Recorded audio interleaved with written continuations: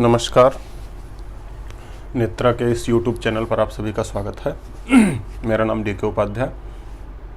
जैसा कि हम लोग बात कर रहे थे मूल अधिकार से संबंधित हमारी चर्चाएं चल रही थी। कई वीडियो मैंने आपके पास भेजा भी था, आप तक पहुंचाया भी था इस YouTube के माध्यम से। और अब तो फिर से मैंने कहा था सत्यम सर की क्लास रेगुलर चल ही रही है, बीच बीच में मेरा वीडियो आता ही रहेगा और बहुत जल्द हम लोग ऑफलाइन क्लासेस में मिलेंगे। कई बच्चे मुझे मैसेज कर रहे हैं कि सर कब से खुल रहा है, कब से ये सब। तो बेटा देखो, हम कोचिंग वगैरह तो खोल तभी पाएंगे जब गवर्नमेंट का ऑर्डर पूरे ठीक तरीके से आ जाए, स्पेशली कोचिंग लाइन के लिए, एजुकेशन सेक्टर के लिए। जब तक ऑर्डर नहीं आ जा रहा है तब तक हम असमर्थ हैं, लेकिन जैसे ही ऑर्डर आया सब कुछ व्यवस्थित करके हम तुरंत फिर से ऑफलाइन में आप तक पहुंचेंगे। ये सिलसिला, ऑनलाइन वाला सिलसिला जो भी इस तरीके से जारी है, हम कोशिश करेंगे ये चलता ही रहे। हम टाइम निकाल के आपको इस माध्यम से भी मिलते रहेंगे।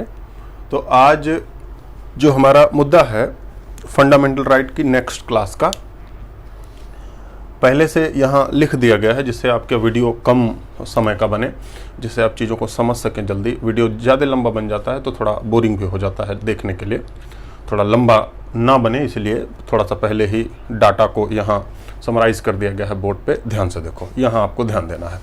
आज जो हमारा क्लास का मुद्दा है, आज आपको पता है फंडामेंटल राइट का हम तीसरा प्रकार पढ़ रहे हैं। फंडामेंटल राइट का तीसरा प्रकार, मूल अधिकार का तीसरा प्रकार। पहला प्रकार देखो क्या था। पहले प्रकार में हमने पढ़ा था समानता का अधिकार, राइट टू इक्वलिटी। दूसरे प्रकार में हमने पढ़ा था राइट टू फ्रीडम, स्वतंत्रता। देखो, समानता का अधिकार 14 से 18 तक हमने पढ़ा था। स्वतंत्रता का अधिकार 19 से लेकर 22 तक हमने पढ़ा था। अब आज पहला, दूसरा के बाद आज तीसरा। इसकी हेडिंग है, ये जो अधिकार है, शोषण के विरुद्ध अधिकार, राइट अगेंस्ट एक्सप्लोटेशन। एक्सप्लोटेशन का मतलब शोषण ही होता है, तो राइट अगेंस्ट एक्सप्लोटेशन, शोषण के विरुद्ध अधिकार। इस शोषण के विरुद्ध अधिकार में हमारे संविधान में जो अनुच्छेद दिए गए हैं वो 23-24 है। 23-24, 23 और 24 अनुच्छेद शोषण के विरुद्ध अधिकार के बारे में दिया गया है, जिसमें 23 अनुच्छेद बहुत इंपॉर्टेंट है। देखो, 23 अनुच्छेद में लिखा क्या है वो मैं बातें आपको यहाँ लिख दिया हूँ, उसे मैं बता भी दे रहा हूँ, एक लाइन में मैं बोल रहा हूँ। अनुच्छेद 23 का दो पार्ट है। एक 23(1) है, 23(1), जिसमें जो अनुच्छेद 23 में कहना चाह रहा है वो बातें दी गई हैं। 23(1) के बाद 23(2) है। इस 23(2) में इस 23(1) का उल्टा मतलब एक्सेप्शन दिया गया है।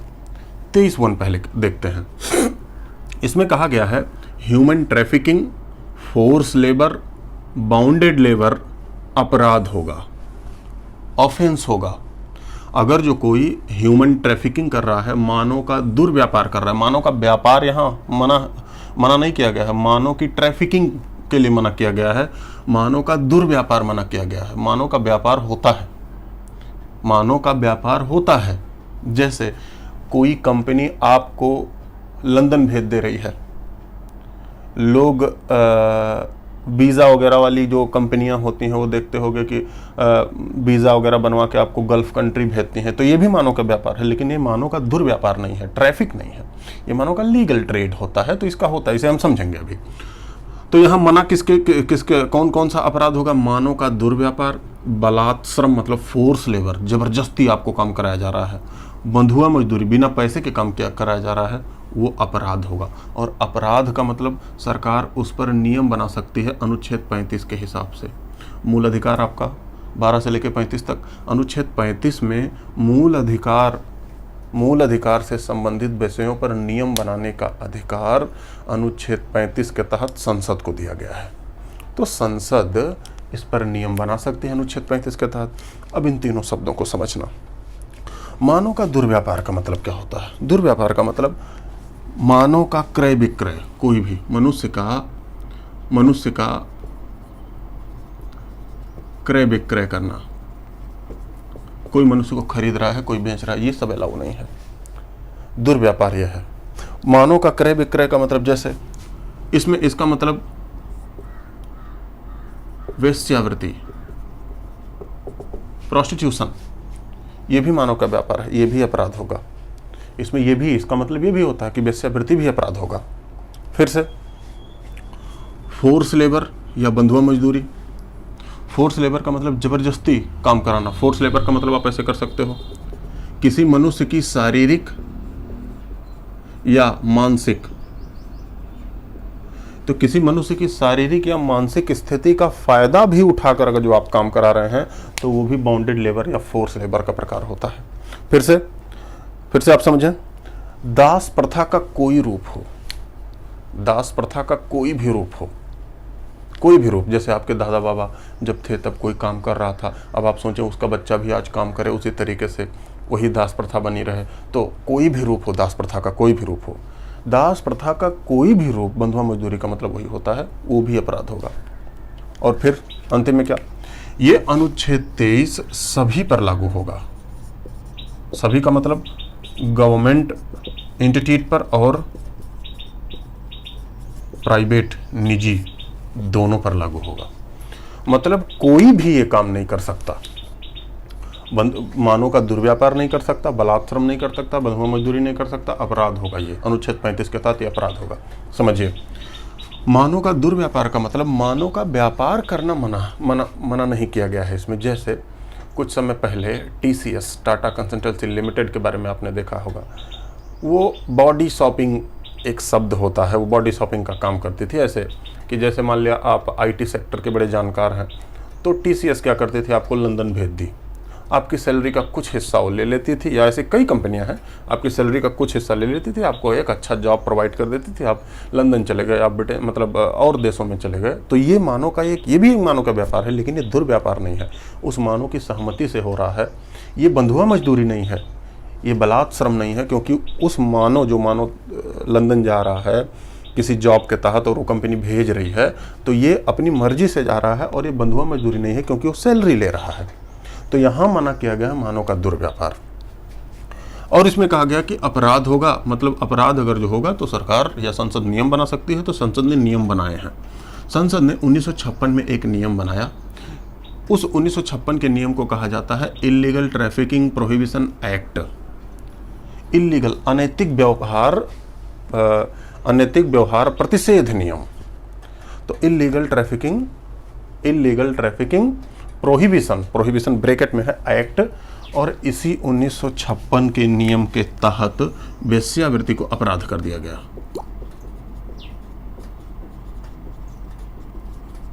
वेश्यावृत्ति को अपराध कर दिया गया, इलीगल है ना, ये अपराध कर दिया गया। तो वेश्यावृत्ति को अपराध कर दिया गया इसी नियम के तहत। ठीक है। दूसरा 1976 में सरकार ने फिर से बंधुआ मजदूरी प्रणाली का नियम बनाया। बंधुआ मजदूरी प्रणाली का नियम बनाया, और ये जो नियम 1956 का मैं बता रहा हूं, ये इमोरल है, माफ करना, इमोरल ट्रैफिकिंग प्रोहिबिशन एक्ट, अनैतिक, माफ करना, इमोरल ट्रैफिकिंग प्रोहिबिशन एक्ट, अनैतिक मानव दुर्व्यापार अधिनियम करके है। वेश्यावृत्ति इससे अपराध हुआ। 1976 में फिर से बंधुआ मजदूरी प्रणाली बनाई गई, और इसके तहत बंधुआ मजदूरी को पूरी तरीके से बैन कर दिया गया। अगर जो ऐसा करता हुआ कोई मिला, वो चाहे गवर्नमेंट एंटिटी हो चाहे प्राइवेट हो, तो उसके लिए सजा का प्रावधान किया गया। अंतिम ध्यान से देखो, दूसरा वाला बड़ा इंटरेस्टिंग है। ये दूसरा वाला हर देश के संविधान में होता है। जो सरकारें, जैसे इजराइल वगैरह की सरकारें थोड़ी कड़ाई से इसे लागू करती हैं, हमारी सरकारें अभी तक इसे लागू कर नहीं पाई हैं। इसमें देखो क्या क्या है। अनुच्छेद 23(1) में बंधुआ मजदूरी कोई नहीं करा सकता, प्राइवेट भी नहीं करा सकता, गवर्नमेंट भी नहीं करा सकता। गवर्नमेंट का मतलब, लेकिन अनुच्छेद 23 फिर बंधुआ मजदूरी से संबंधित कुछ बातें कहता है। क्या कहता है?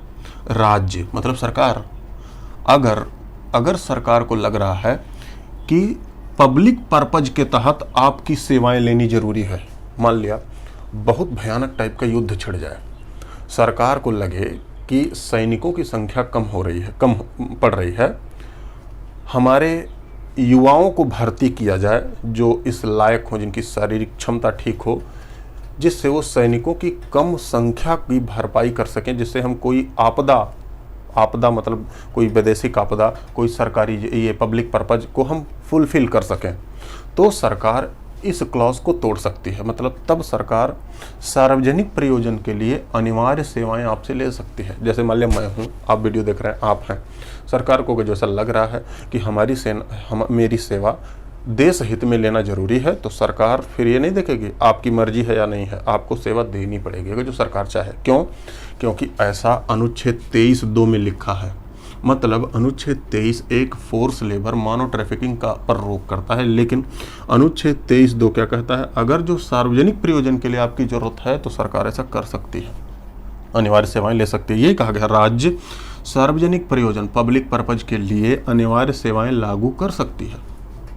इसी के तहत आप देखते होंगे इजराइल वगैरह में अनिवार्य सेवाएं देनी जरूरी होती हैं, तब जाकर मैट्रिक का रिजल्ट आपके हाथ में दिया जाता है।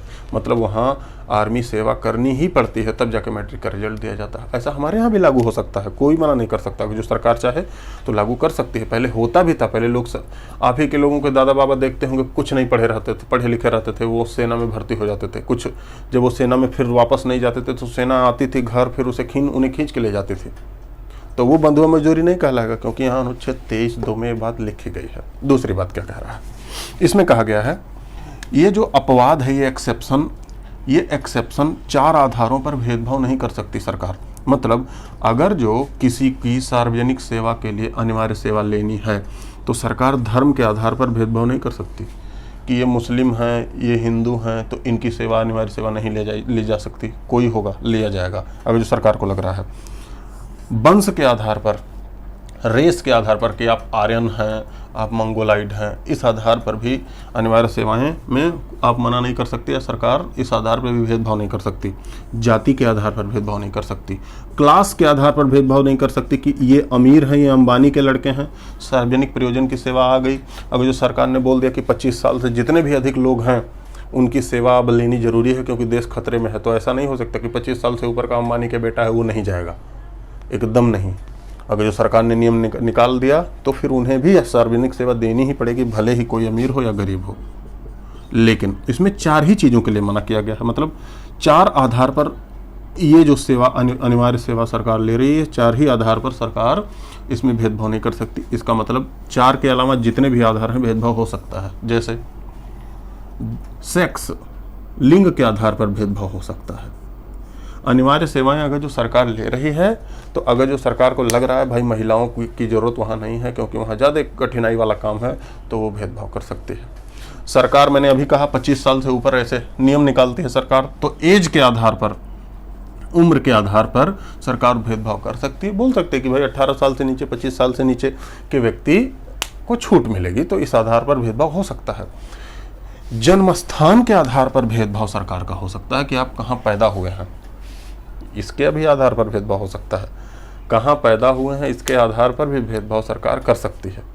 इसका लॉजिक संविधान सभा में ये दिया गया जब डिस्कस हो रहा था कि मान लिया किसी ऐसे देश से युद्ध छिड़े और कोई ऐसा व्यक्ति यहाँ रह रहा हो जो उसी देश का ओरिजिन हो, मान लिया उसकी मातृभाषा जग गई या उसका नेशनलिज्म वहाँ के लिए जग गया और वो ठीक से लड़ाई ना कर पाया, ठीक से ऐसा कोई काम ना कर पाया, तो जन्म स्थान, निवास स्थान के आधार पर भी भेदभाव किया जा सकता है।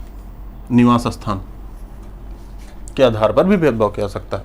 जैसे उदाहरण के लिए कोई ऐसे दंगे होने लगे किसी क्षेत्र में और सरकार अनिवार्य सेवाएं ले रही है, सरकार अनिवार्य सेवाएं ले रही है। मान लिया उत्तर प्रदेश के किसी इलाके में दंगा हो गया, सरकार सोच रही है कि हम युवाओं की अनिवार्य सेवाएं लें।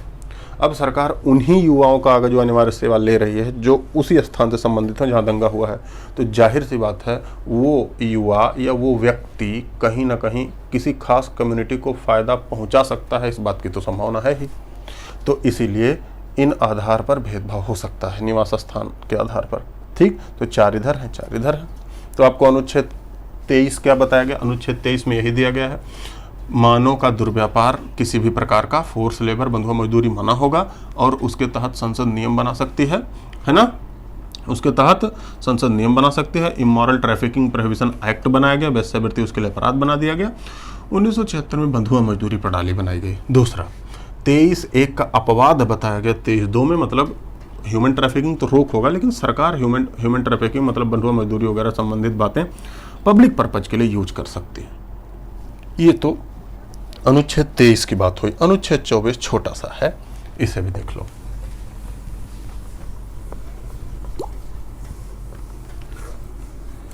अनुच्छेद 24,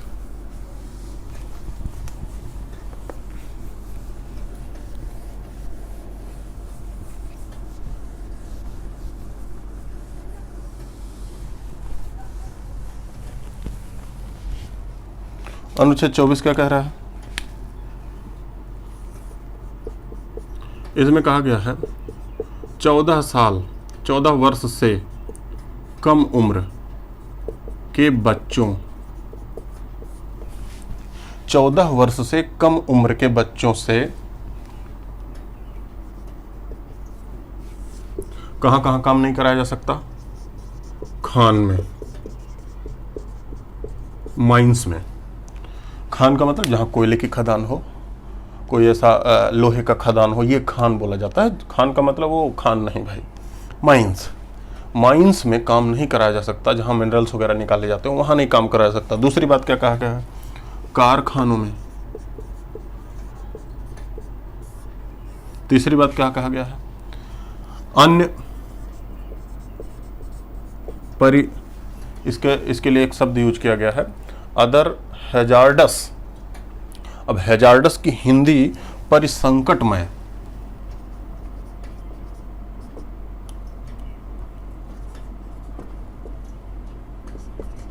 इसकी हिंदी इंग्लिश यूज की गई हैजार्डस एम्प्लॉयमेंट।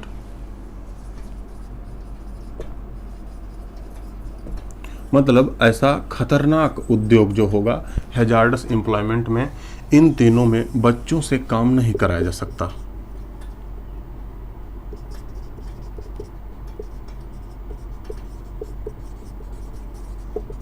मतलब बच्चों के नौकरी पर इन जगहों पर प्रतिबंध होगा। सुप्रीम कोर्ट में केस हुआ 1983 में। 1983 में सुप्रीम कोर्ट ने बोला कि हैजार्डस एम्प्लॉयमेंट में कंस्ट्रक्शन एक्टिविटी, भवन निर्माण भी आता है। मतलब भवन निर्माण में भी अगर जो बच्चे लगे हैं तो वहां भी काम नहीं कराया जा सकता। 2014, 15, 16, 17 तक आते आते सरकार ने किसी भी काम में 18 साल से नीचे के बच्चों को मना कर दिया। 14 साल से नीचे के बच्चे तो कोई भी काम नहीं कर सकते। लेकिन कोई भी काम नहीं कर सकते, उसमें एक क्लू छोड़ा गया है। अगर जो उनके पिता किसी व्यवसाय में लगे हैं, पिता किसी व्यवसाय में लगे हैं, तो पिता के व्यवसाय में पिता का हाथ बटा सकते हैं, पिता का हाथ बटा सकते हैं। लेकिन अपना स्टडी आवर 6 घंटे, अपना स्टडी आवर दिन में 6 घंटे के अलावा अगर जो पिता किसी सामान्य व्यवसाय में लगे हैं, इन खतरनाक उद्योगों में नहीं, तो पिता की हल्की फुल्की मदद कर सकता है। उसमें साफ साफ लिखा भी गया है। अब जैसे मान लिया कि पिता की कोई दुकान हो, अब दुकान पिता को खाना खाने जाना हो तो दुकान पर वो 1 घंटा बैठ सकता है कि पाप आ जाएं, खाना खा आएँ, नहा वहा लें, उसके बाद वो थोड़ा उनका भी वो हो जाए। तो ऐसे उद्योगों में बच्चा लग सकता है, लेकिन बस हेल्प के तौर पर उसकी पढ़ाई का ध्यान देना पड़ेगा। अगर जो वो रेगुलरली लग रहा है तो उसके लिए भी अपराध है, उसके लिए भी नियम कानून बनाए गए हैं। ठीक है, तो इन सारी एक्टिविटी पर रोक होगा। माइंस एक्ट आया था, उसमें बताया गया है, एक माइंस एक्ट आया था 1948 में, उसमें बताया गया है कि ऐसे ऐसे इन्हें माइंस कहा जाएगा।